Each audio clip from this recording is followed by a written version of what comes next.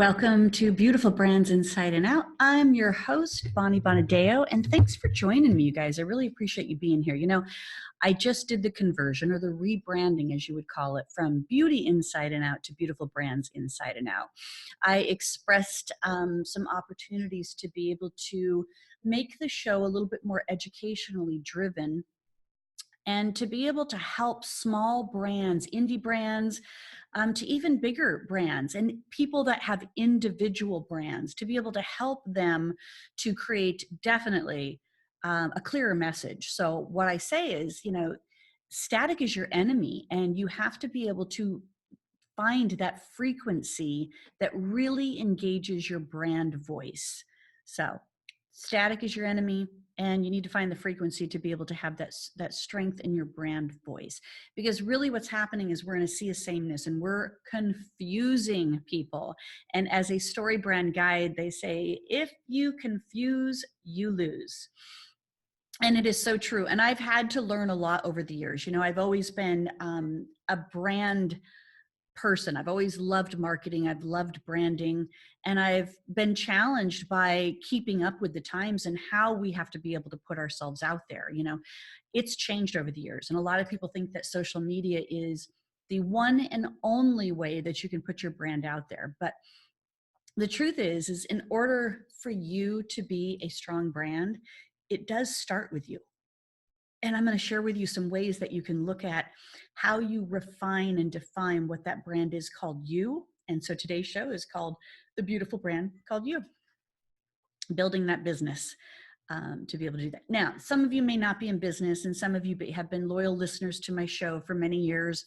And you're probably wondering what happened to the health and the wellness and everything. I promise you, I still have guests that are featured in the health and wellness, but I'm having them refine their message a little bit more for the show so that you can determine are you the right person to be able to want to do business or follow that particular company, brand, product, or service that they're offering. So I don't want you to go away just yet, but I do feel compelled to be able to help companies really understand and refine this message a little bit more. Now, one of the things that I say that I am as a brand is a connector. This radio show is proof to that. So I say that I'm a speaker, coach, author, and radio host. Right now, you get the opportunity to be able to hear me referencing myself as a radio host, but I can promise you my message is the same, whether I'm speaking, coaching, writing a book, or doing the radio show as I am now. The message is the same, and the message has to continue to get more clear and more clear as we kind of progress into this day and age of internet technology, and not losing that human capacity to be able to connect with our brand.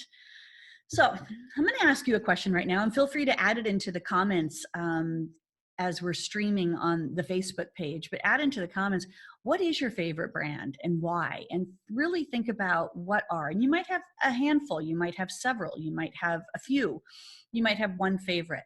Whatever it is, what's your favorite brand and why? Okay, what's your favorite brand and why?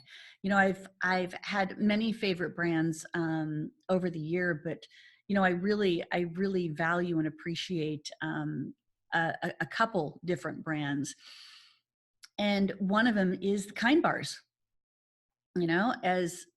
As someone who lives on the road and travels a lot, I can always count on a Kind Bar tasting good and making me feel good when I can't grab a quality meal. When everything around me is gluten and I'm trying my best to be on the road and be gluten-free. Sometimes I live off of Kind Bars, and there's a point where I'm like, I don't want to see another Kind Bar, especially when I'm in show season. I don't want to see another Kind Bar. But the truth is, this is my go-to product, and I really appreciate the fact that it's just a simple product, but it gives me the salt, the sweet, it fills me up, and I know if that's all I can eat, that it's a healthier choice than maybe going and getting that bag of M&Ms or eating that French fries or hamburger type of thing. So that's one of the reasons why I favorite brand. Now, if you heard the key words that I said in there, favorite brand, then what you would have heard is it makes me feel good when I don't have a whole lot of other choices. It's a go-to choice that makes me feel good. So right there, it's emotion. Being a really strong brand is trying to make an emotional connection with um, who you are to who you want to do business with or what you offer. Now, there's a lot of times that in this branding world, you you do need to connect it to how it makes you feel. And all great brands have some kind of emotional connection. Now, it might fall into price. You might be a luxury brand or a low cost brand. It might be prestige. You're catering to an exclusive audience, or it might be the general masses. You're trying to create to a large number of people that have a particular problem. It might be priority, in other words, expedient, fast, purposeful, quality. Or it might be around protection, sustainability, really gearing into that particular type of audience that wants to live a certain lifestyle, whether it's um, being more sustainable in packaging, or maybe being more sustainable ingredients, believing in causes. A portion of your proceeds go to different causes. So a lot of that can tie into the brand that you want to be able to represent. And in today's day and age, any one of those is worthy of being put out there. You just have to decide where it really fits. So price, prestige, priority, or protection. One of those is going to support you and be in a very good fit to how you want to make people feel. Now, I've always said that, in building brands and helping my customers to be able to build brands, you have to first define what a brand is. And, you could look up the Wikipedia or, the dictionary.com definition, and it's going to be all over the place. But the truth is, a brand is a product, service, or concept that is publicly distinguished a little differently than and easily communicated from another. And the truth is Seth Godin is one of my favorite people when we have brand conversations, because he really defines it more from a place of the consumers are making the decision of what your brand is. In other words, they're creating the opportunity of telling you whether you have a brand or not.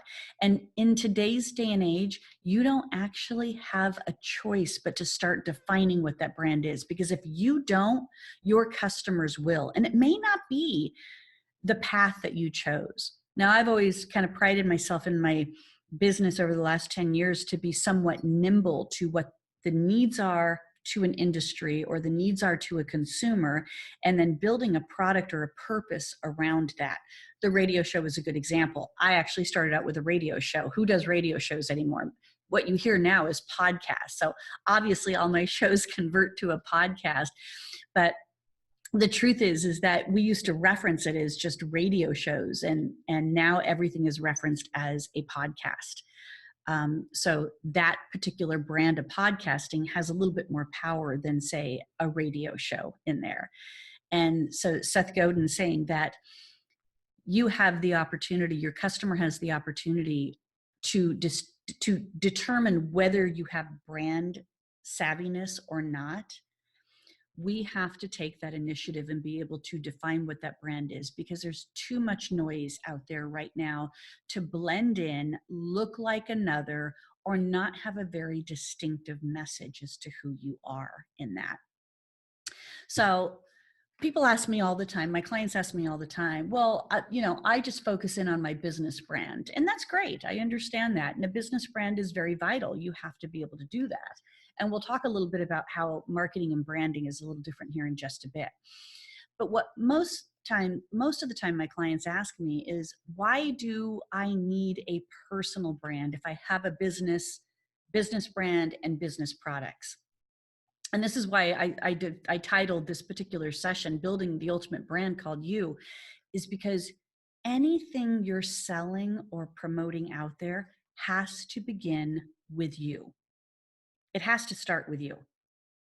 So part of what has to happen in that is you need to define what that story is about you that you can support and make that connection with other people. Because people don't do business with companies anymore. They do business with people. They want to know who's behind the company. They just don't want to be buying products anymore necessarily. Now, you could say that that's true in regards to, I go on and I buy 1,000 things from Amazon, but out of the 1,000 things that I bought from Amazon, and I've looked at maybe price being a factor, and I got something, and it wasn't the quality that I had expected. It wasn't at all what it appeared to be on there. And I don't know who's behind that. I trust Amazon that if I didn't like a product, that they're going to take it back. So the brand that I'm choosing is Amazon, even though I might go off or go to a less expensive product, and trust that the company Amazon is going to take care of me in regards to that. So if we know that it's a brand is something that's a product or service or concept that is publicly distinguished, then we have to be able to look at, personally, how am I distinguished? What are my qualities? What are my points of difference that I'm looking to be able to access and support other people with? How am I solving a problem is what it really comes down to. How am I solving a problem? And that personal brand is stating, I was challenged by something, I figured out how to do it better, and now I feel as though I have the opportunity to build it and share it with other people, produce it, manufacture it, and share it with other people, provide a service around it, and share it with other people. So in the end, ultimately what you need to be really clear on is how are you solving problems for other people? My story is incorporated in being able to solve problems with other people. I saw a lot of people come into my radio show and want to be able to promote their business, their product, or their service, and not be clear on what it is and how they're solving the problem for other people. They talked about the ingredient deck. They talked about how people can make an appointment with them. They talked about why they do what they do. But what they didn't talk about is how they're solving a problem for other people in order for other people to have a better life, a better business, better relationships, better skin, better anything. They didn't always come to the table with being really clear in that arena. And again, that's one of the reasons why I changed this. So there's this philosophy out there that talks about culture. And a lot of my clients really look at brand and culture as the same thing. And I want to just define why that's a little different too. Your brand can be a foundation to your culture. Okay, so culture is one of those tricky words where who determines what the culture is like within an organization? And a lot of times people will say, well, it's the customer, that a customer determines the culture, but you can build upon that culture. And it starts with being able to build upon a brand, okay? Culture is just another definition of an emotional connection that you've created to the consumer or to the customer, because that's what they're really buying. They're buying an emotional connection to you. Now, it could be through the form of a product or a service, but they're emotionally connected to the outcome and results of the problem that you're solving for them. So then you have to look at, well, how do I build that culture or that emotional connection? And a lot of times it's through who we are being, who we are personally, your personal brand, how you're translating that then into your business brand or your products and services. Now, we know that social media is a big component to being able to visually create connection to us and our brands.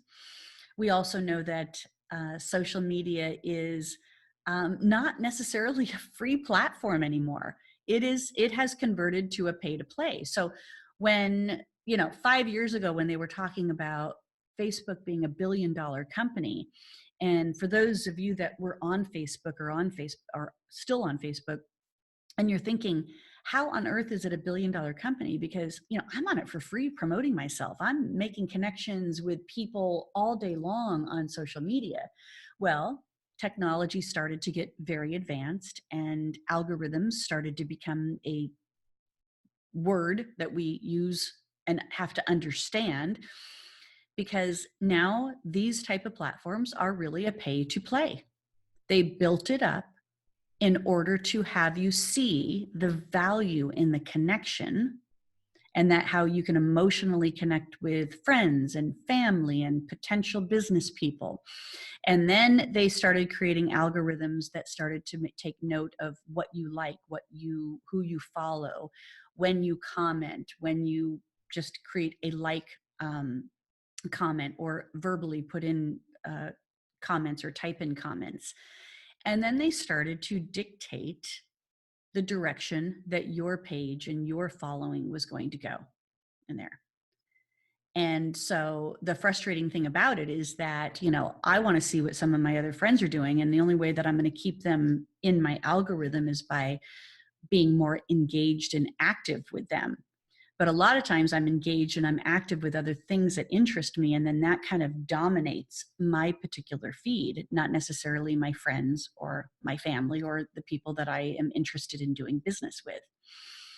We know that culture is going to eat strategy for breakfast, lunch, and dinner, right? That's the term, is culture eats strategy for breakfast, lunch, and dinner. So that means that growth, change, performance, innovation, execution, all of that, you could put so much strategy behind what you're trying to accomplish, and culture, in a sense, takes over. People start to see how you are. People start to dictate it. So the culture of these particular platforms that we're talking about on social media, they have dominated what we're trying to accomplish here. And now we're in this pay to play format.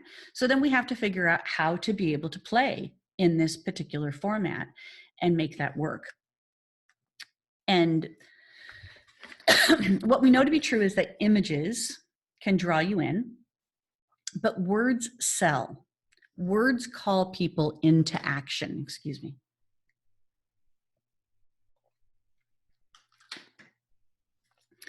Pictures create a visual aspect and can create excitement, uniqueness. Words sell. And I'm talking about words you type, words you say, words you use.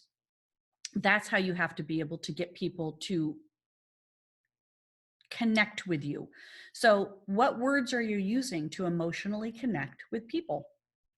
And how does that differ from me personally, my personal brand, excuse me, to my business brand?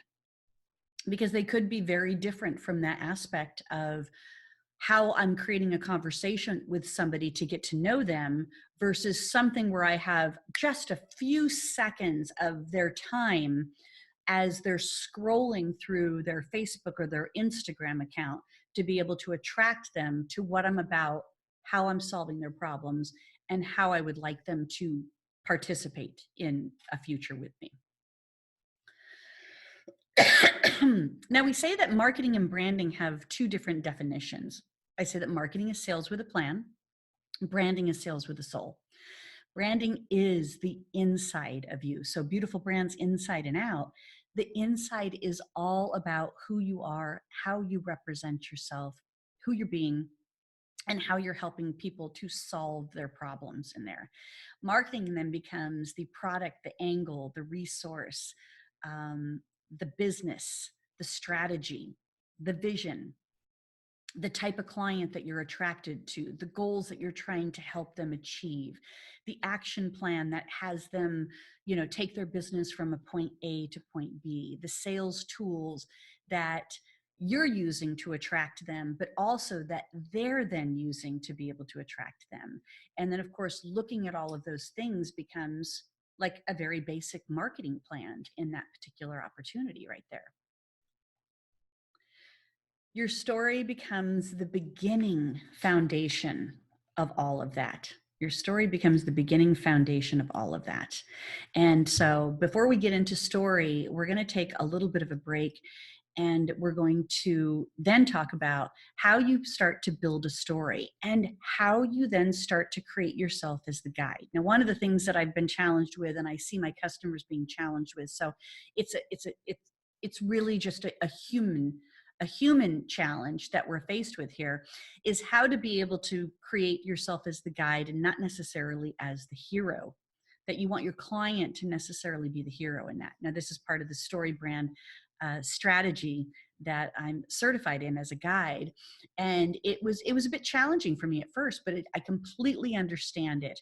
And there's some ability to be able to see, how do you guide people in solving their problems so that they can become the hero to their customers. And we're going to talk about that right after we take this break.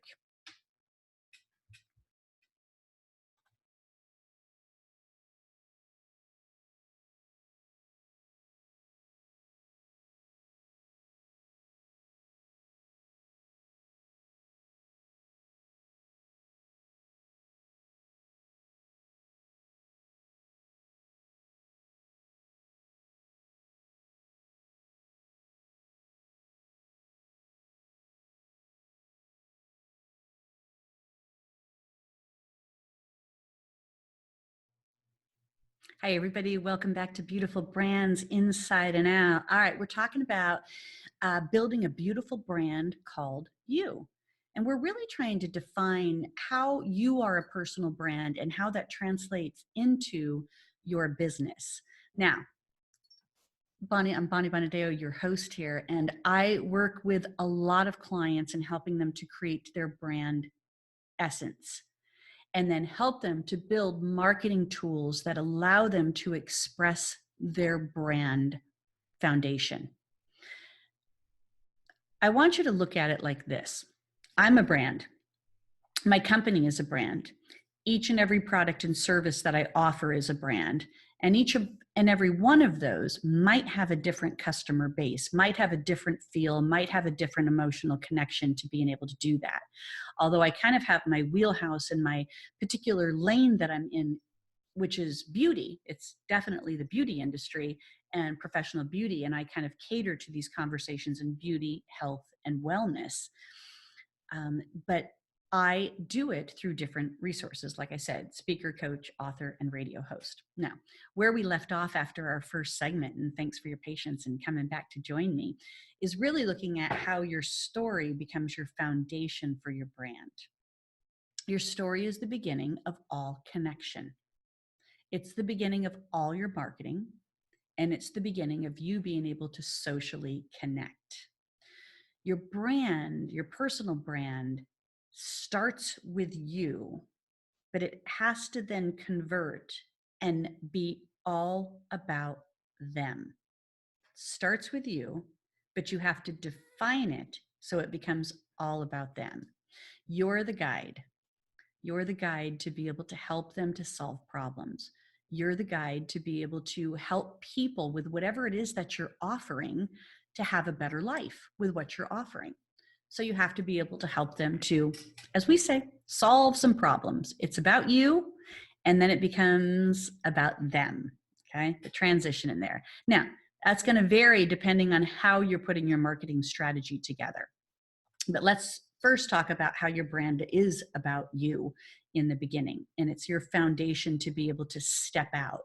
Most of my clients have a not comfortable feeling when it comes to having to be on Facebook, doing videos on Facebook, marketing themselves on Facebook or Instagram.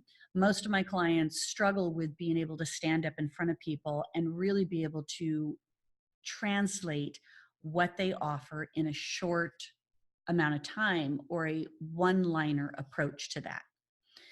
And part of the structure that they have to go through is to really look at, what is their story? Why does it matter? And how does that story be able to connect? Now, whether you're in a position where you want to go to a networking meeting and just share really quickly with who you are and what you offer, or maybe you're more into educational programming where you're building presentations, keynotes, online programming, big 2-day massive events, whatever that is, who you are and your brand has to have some foundation to this whole thing. The burning question really becomes, who do you want to connect with? And that's where I always like to start with my customers. What's your story has strength? Why does it matter is how you're solving the problem. How does it connect with other people? Only matters when you can define who are these other people that you want to be able to connect with. So we say this is kind of like the brand avatar. It's not about your product, service, or company. The truth be told, it is about you and who you want to connect with. We've gotten so far into this world of technology, and we've gotten so far into promoting stuff that we forget people want to do business with people. People want to do business with people that they can trust and that they know are good. So you have to be able to look at, what's this customer avatar that you desire to serve? Because in the end, that's what we're doing. We're serving other people. We're solving their problems. So the question is, who is your who? And if you can really define who your who is, you are so far ahead of the game of being able to do that. Now, the industries that I work in, health, wellness, and beauty, people kind of run the gamut of having too broad of a who, far too broad of a who. So you have to be able to then think, what really is and who really is my who? We're going to look at, if let's say that you are a hairdresser and you say, oh, my who is anybody that has hair. Well, that's too broad of a scope. If you are a plastic surgeon and you say, my who is anybody that wants to be able to look better, it's too broad of a scope. Let's say that you sell a product that is, a skincare product or a vitamin. You say anybody that wants to look younger or be healthier, and that's too broad of a scope. And people really struggle with thinking that, well, I can't narrow it down anymore because I have to be able to make the sales. But when you're trying to sell to everybody, you sell to nobody. And so you have to first kind of uncover your who. What means are you going to use to connect with your who becomes your next step. But you got to really, really, really define who is your who. At the end of the day, you're not selling a product or a service. You're selling transformation. You're selling a life that they desire, a solution to the problem that has kept them unprofitable, broke, still unhealthy, still having certain problems that they can't overcome. And you're really looking to create a dream fulfilled for them. Let's say that you are a company that sells a product that helps clear up acne. And you can all probably take a moment right now and think of a company that has done really well with this. So you have a product that clears up acne. The commercials that would be best suited for this would not be necessarily the ingredient deck of why it's solving the problem, but really having people share how much better their life is since they don't have acne, how much more confident they have in being out there publicly, being in their life, having better relationships because their acne has cleared up or gotten better, and it's given them a reason to feel more confident in their life. That's what you're selling. You're selling that part of the transformation. Now, at some point, you might have to go dive in a little deeper in order to create a point of difference of why your product is better. It might be based on an ingredient. It might be based on new technology. It might be based on how they have to use it or when they have to use it. But the truth is, you have to understand that you're selling transformation. So let's go back to the who part of that. If you have a product that you are saying is a solution for acne, what and who is your ideal client that you're trying to sell an acne product to? And if you think, okay, well, that would be the teenagers or the young adults that are having problems with it, then that's the path you go down. You cater to that particular audience in your product. Now, you could say, oh, but I know a lot of adults or men that have acne or women that have acne and they're in their 30s and 40s, and it could be hormonal type of thing. Yes, yes, that might in fact be true, but that would be a separate avatar identity. That would be a separate campaign that you would be focusing on, maybe not to start out with, or maybe not simultaneously, that you could do at a later date. Once you build a brand in one particular area, you can always expand the brand into another area. Okay. So let's take an example of some companies, and I'm going to use these just as educational examples here on my show. These are not companies that I am working with directly or have done business with in the past, and that they're just really, I'm just sharing these companies for educational purposes.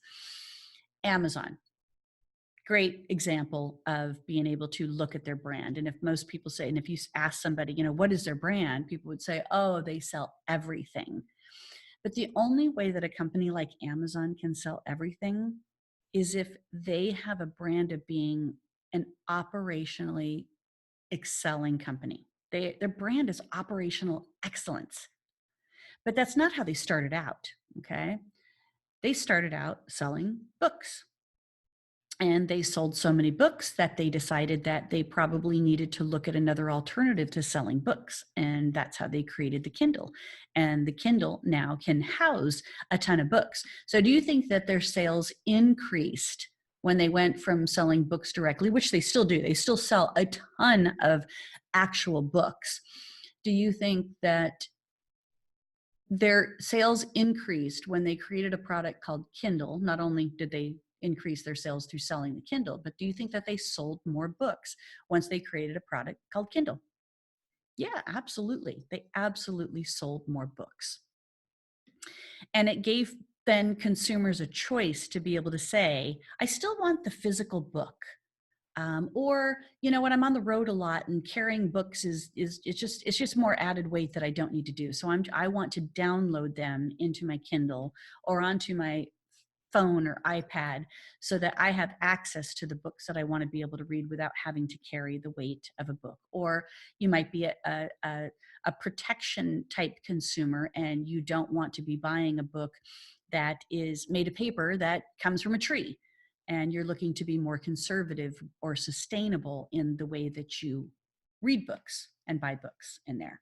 So Amazon started out selling books. Well, they became so good at selling books, and they started to develop systems that created them as operational excellence. They started allowing other people to sell products because they had a means to be able to reach people so that they could sell their items. And now we look at this company that pretty much can offer us anything at any given time and at a fair price and in a expedient time. So if you're a Prime member, you're getting it next day in most cases.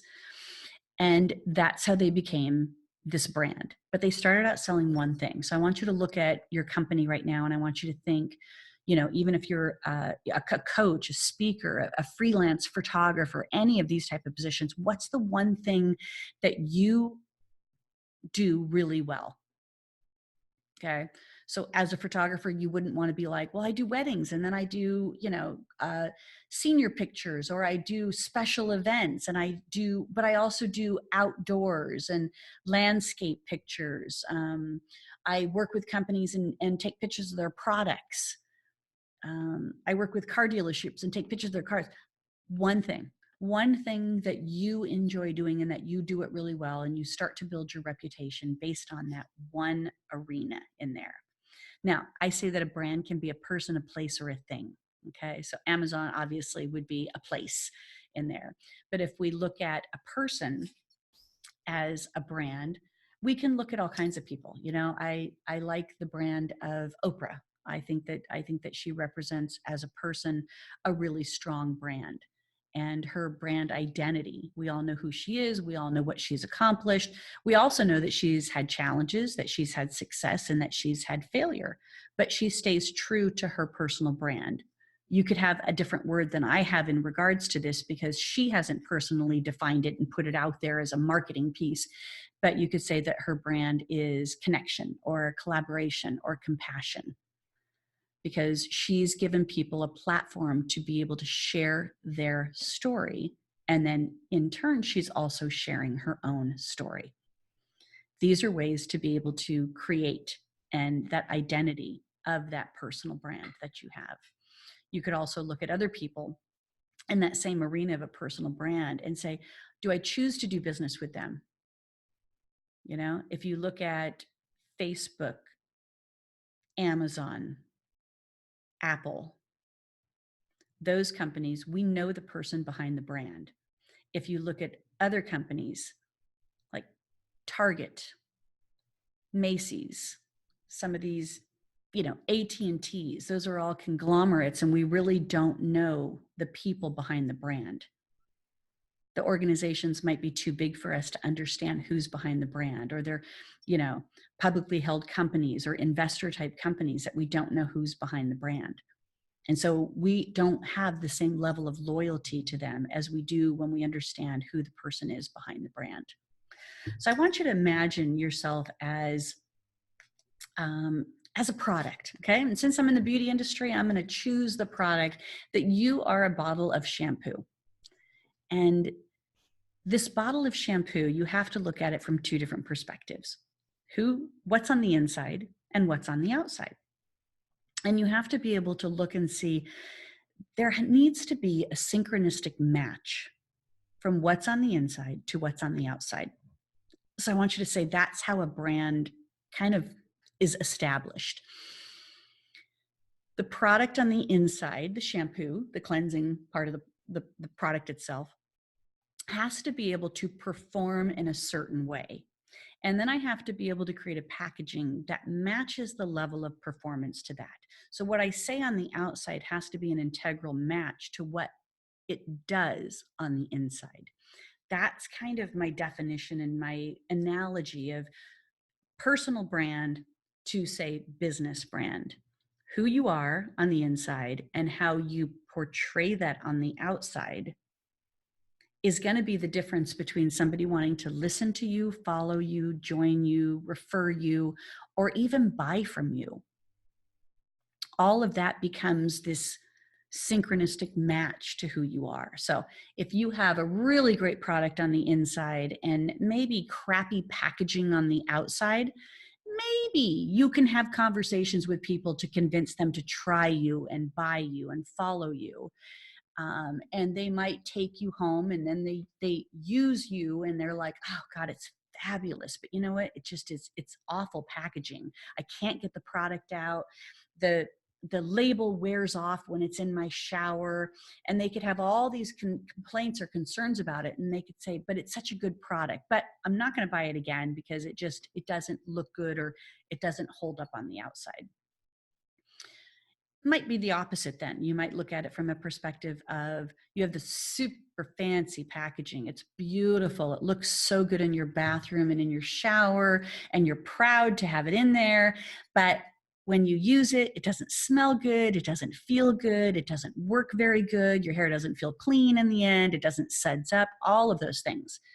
And so you could say, oh, it looks good, but it doesn't really work. So I'm not going to buy it again. Okay. You are your brand from the inside. You are a reflection of how you're making all of those words, pictures, marketing strategies make that connection with other people. And people want to know that you can be trusted. People want to know that there is that foundation to it. So your personal brand can support you in looking unique. It can provide that purpose. It gives you strength and a reason to make the connection with people. Who you are also will help to enhance your message. If you found that this solved a problem for you, there's a good chance it probably solved a problem for a lot of other people. It allows for you to promote yourself and not feel like you have to talk about your product right off the bat. You can create a connection with somebody and share with them how you solve problems. So I say that I'm a speaker, coach, author, and radio host. Those are the things that I do. Those are my marketing buckets of how I make the connections with people. But the truth is, what I really do is help people to connect with themselves so that they can better connect with others. And that connection becomes my foundation to be able to work with other people, to be able to build the reputation that I have. I don't have physical products that I'm selling people. I have services and programs, educational events. But the truth is, I sell transformation. I sell a way for you to be able to be a better person so that you can get and connect with other people. And that allows you that foundation to be able to sell the products or services that you have in there. So how do you get that message across when we all look so much alike? I'm one skincare company out of a million. I'm one hair salon out of a million. I'm one product company out of a million. You got to figure out a way to go from noisy to music to your clients' ears. And it's simplifying your message. It's simplifying one path of what you do that's going to be able to make a connection. And so you might be going, Bonnie, there's no way I can do that. I have too many products. How do I just focus on one product or one problem that I'm trying to solve? You go with a leader. You go with a leader and you promote that leader until you build up so many people that have tried it, like it, and then will commit to buying another one. Will commit to being able to buy another one. Start there. Now, that particular product might be featured towards a particular type of client. Maybe you do a separate campaign on another product that might be featured towards another type of client. Again, both of them, you have to determine how are they solving a problem. All right. So there's so much more, you guys, that I want to be able to share it with. And I love the fact that I have guests on my show that I can seriously share how they're doing it. So stay tuned because I have some guests coming up that are going to be able to define how education became their brand essence. The more that they educated, the more they had people wanting to follow them. They educated through different platforms on social media or Quora. They educated through writing blogs and putting out articles in particular publications. They started to be known as being the educational person towards one particular identity that they were attached to and that they were solving problems in. So go back and look at your business. How am I solving a problem? Really define what you do, not what you offer or the company that you represent or the products you sell. Define that messaging, that one-liner of what it is you really do that looks at creating an opportunity of identity. You know, some of my clients have said some amazing things as I've helped them to build their personal brand and then apply it to their business. So my friend Elena says, once I discovered my personal brand, I knew that I had been introduced to my very soul, the inner person that I know that I am, that I know that I am and why I exist. My friend Jerry says, I trust my personal brand now because it is who I am and it defines how I've been able to help others. And my friend Lois, my brand gave me a reason to start a conversation with others. It's still me, but it solves the problem on how my products and my business support other people. It's like the friend that was always there, but now I can use it to help them shine through. So if you're struggling with your personal brand and you really need support in being able to create that point of difference of who you are and who your company is and what your products and services are, I'd love to be able to help you. And one of the ways that I can help you is to be able to do a brand audit with you. We look at you personally, we look at your business, and we decipher down all of these questions that I've been asking you for the last hour. Who is your ideal client? What are their pain points? What are their pleasures? How do you want to express this marketing messages? What images do you think might stimulate them? What words do we need to use? How do we refine those words that you're using? And the truth is, it's all a very simple process, but we complicate it because we are in our own business and it's very hard for us to kind of see the forest from the trees. or see the trees through the forest, whatever that expression is. It's very hard to decipher it when we're in it. Now, the challenge is that this is a point where you have to be able to stand on the outside and look in. And that's why Beautiful Brands Inside and Out exists. I want to be that person that's going to help you be on the outside to look in. I want to be able to guide you to be able to look at your business from a different perspective, from a different point of view, and see how are you solving your customers' problems and how I can help. And so here's what I want to be able to offer you. I want to be able to offer you a killer deal on a brand audit. They're normally $597. I want to offer it to you for half price at $250 in here. Okay, so 200, I'm sorry, that's not even half price, $250 versus the $500 price tag. And it's going to be, this is how you're going to be able to connect with me. I want you to connect with me at, go to bonniebonadeo.com/coaching. And on there is an opportunity to set up an appointment with me, okay? Or you can go to brandme.club, brandme.club, or bonniebonadeo.com/coaching. Both of those are going to lead you to the same link to set up that appointment with me, and we will set up that time to be able to help you to get to that brand identity. All right, everybody, thank you so much for joining me today. I'm building the beautiful brand called You. Join me every Thursday here on Voice America. I'm also syndicated on iHeartRadio, iTunes, Stitcher, Spotify, you name it, I'm there. I always appreciate you being here. Remember that your brand is always about you first, but beauty is about you being you inside and out. Thanks for joining me.